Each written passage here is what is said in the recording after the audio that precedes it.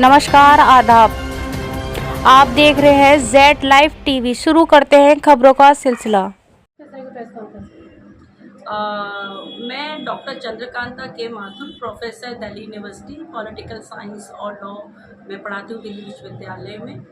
और आज की जो प्रेस वार्ता और आपके साथ संपर्क है वो लोगों के साथ सीधा संपर्क करने के हेतु किया गया है कि अभी जो उत्तर प्रदेश में उपचुनाव अभी आने वाले हैं 2024 में जो लोकसभा के चुनाव हुए उसके पश्चात कई सारी ऐसी सीटें थी जहां पर सीटें खाली हुई हैं। तो खैर एक विधानसभा है जहां के जो विधायक थे उनको हाथरस में से सांसद हुए हैं, तो वह जगह खाली, तो उपचुनाव अभी आने वाले उस संदर्भ में मैं भी यहाँ पर अपनी किस्मत को आजमाने के लिए आई हूँ। और मुझे लगता है कि मैं एक सही प्रतिनिधित्व इस क्षेत्र की जनता को दे सकती हूँ।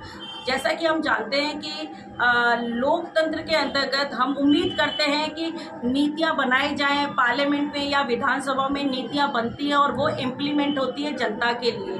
और जो ये क्षेत्र है वो कहा जाए कि एक पिछड़ा हुआ भी और किसान बाहुल्य क्षेत्र है। यहाँ की जो जनता है वो ज़्यादातर अपना जीवन यापन खेती से करती है, लेकिन उनके युवाओं के लिए हम सालों साल से देख रहे हैं किसी प्रकार की कोई नीति या क्रियान्वित नहीं देखने को मिल रहा है।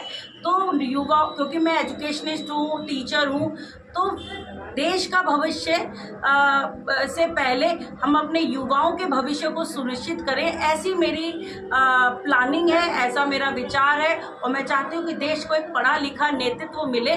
और वर्तमान में जो हमारी केंद्र सरकार है, मोदी सरकार है, उन्होंने शिक्षा में अभी जो नई शिक्षा नीति जो आई है उससे आपको देखने को मिलेगा कि उसमें काफ़ी सारे बदलाव करके सालों साल से दसियों साल से इतना शिक्षा को अलग तरीके से डिप्राइव तरीके से लेकर गया था।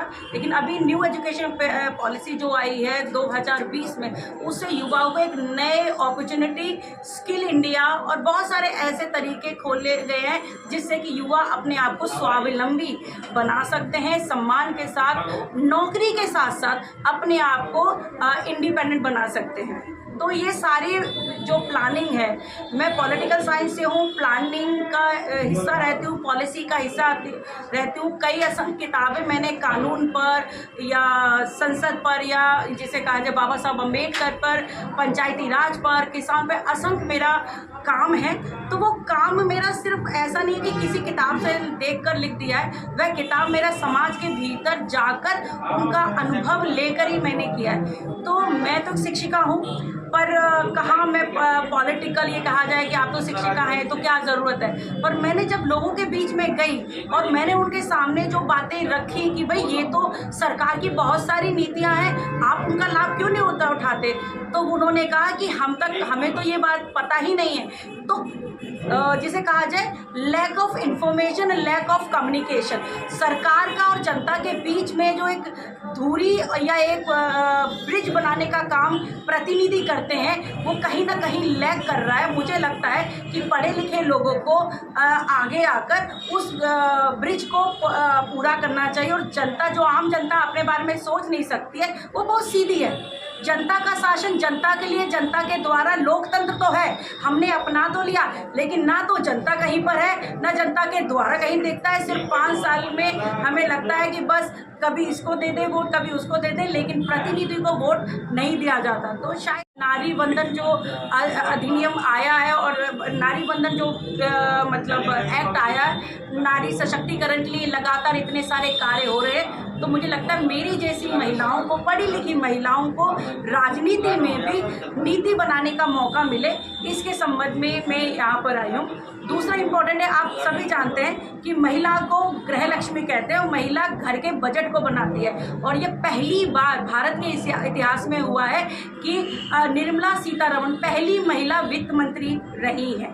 एकमात्र प्रधानमंत्री महिला हमारी मिसेस गांधी, इंदिरा गांधी रही, और यही एक सरकार है जिन्होंने राष्ट्रपति, पहली महिला राष्ट्रपति बनाया, और उस वर्ग से बनाया है जिस वर्ग के बारे में कोई सपने में भी नहीं सोचता। तो राष्ट्रपति बनते हैं वो भी वंचित समाज से बनते हैं, जो उससे पहले रामनाथ कोविंद जी बनते हैं तो वो वंचित समाज से बनते हैं। अब जब दूसरी राष्ट्रपति बनते हैं तो महिला भी वंचित समाज से बनती है। तो मुझे एक उम्मीद है कि अब जो सरकार मतलब जो वर्तमान की हमारी सरकार है वो महिलाओं के उत्थान के लिए, उत्कर्ष के लिए, डेवलपमेंट के लिए कार्य कर रही है, और मेरे जैसे कार्यकर्ता को आगे भेजने का काम कर रही है। तो मुझे पूर्ण रूप से उम्मीद है कि सरकार इस नीति को आगे अपनाते हुए मुझे मौका देगा, और मुझे अपने भाइयों पर, अपने बंधुओं पर, यहाँ की क्षेत्र की जनता पर पूर्ण भरोसा है कि भले ही वो एक तरीके से कहा जाए कि कुछ लोग अंगूठा छाप होंगे, पढ़ा लिखा होना, डिग्री होने से मतलब नहीं है। पढ़ा लिखने होने का मतलब कि किसके पास कितनी डिग्री है ज़रूरी नहीं है। पढ़ा लिखा व्यक्ति वो होता है जो कितना गढ़ा है। पढ़ना और गढ़ना दो अलग अलग बातें हैं। जो जीवन का अनुभव उन लोगों ने सींचा है इस क्षेत्र में रहकर, मैं अपनी पढ़ाई लिखाई और उनके एक्सपीरियंस को दोनों को मिला के इस क्षेत्र के लिए कुछ करना चाहती हूँ। और मैं कुछ नहीं कर सकती, मैं सिर्फ ये चाहती हूँ कि मैं आपको नेतृत्व करूँ और आप हम सब मिलकर एक टीम बनाकर इस राज्य के लिए और इस क्षेत्र के लिए काम करें। जब एक क्षेत्र डेवलप होगा तो एक राज्य डेवलप होगा, एक राज्य डेवलप होगा तो राष्ट्र निर्माण होना स्वाभाविक है।